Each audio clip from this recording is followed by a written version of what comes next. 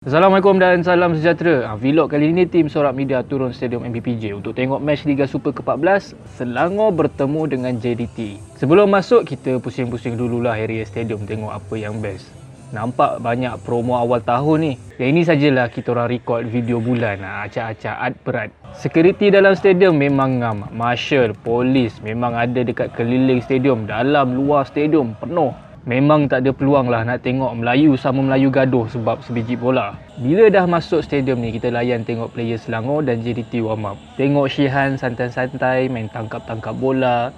Tengok waterfall. Perhati Farizal Mardias layan selfie dengan fans. Perhati perangai budak-budak jerit nama Safiz Ali. Ikut sedap tekak dia orang je panggil nama gitu. Dia tak tahu ke Safiz Ali tu dah pangkat bapak dia orang. Nampak pasrah je lah Safiz Ali diperlakukan sebegitu rupa. Cuba korang dengar lagu yang mengiringi player masuk. Biasanya dekat stadium lain pakai lagu FIFA atau lagu vibe-vibe nak bagi motivasi sikit kepada player-player. Tapi dekat MBPJ, relax je pakai lagu rap Gen Z.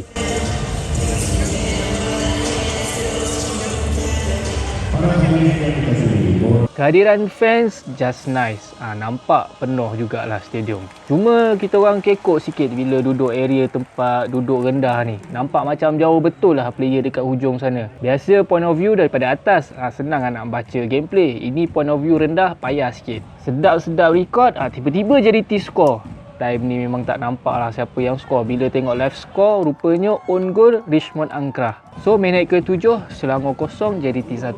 Jauh lagi perjalanan match ni. Takut juga Selangor kena kita sampai 6 gol. Bila player dekat area sini, ada LED headboard pula halang pandangan kita orang. Memang tak shock lah kalau duduk area bawah ni. Settle first half, still 0-1 memihak kepada JDT. Half time show, tuan rumah buat sesi sepak penalti di antara fans dengan Wak Sasa. Okey lah buat fun-fun, yang sepak pun anak-anak, hadiah pun confirm dapat lah. Kita orang layan juga half time show Astro Arena tapi versi mute audio lah. Time second half ni, Atrasel mula canting sekejap. Sebab tadi awal-awal first half tak ada canting. Tak naklah kacau diorang sangat sebab diorang tengah dalam mood protes ni. Protes CEO, protes supaya bola sepak kembali kepada rakyat. Tapi sekarang ni dah dapat coach baru Kim Panggon. Tak tahulah diorang ni okey ke tak, masih protes lagi ke tak. Boys of Trades, tak ada benda nak protes. Diorang canting macam biasa daripada awal sampai ke sudah. Area JDT ni bukan main lagi ramai yang nak Jairo keluar gantikan Bergson. Bergson yang tengah warm up menonggeng tu. Tapi haram sampai ke sudah,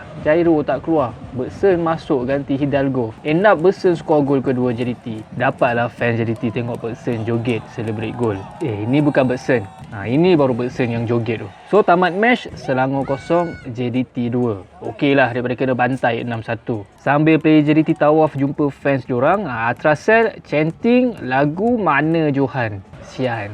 Semoga bertabahlah fans Selangor. Okey, itu je lah. Jumpa lagi on the next vlog. Assalamualaikum. Salam sejahtera.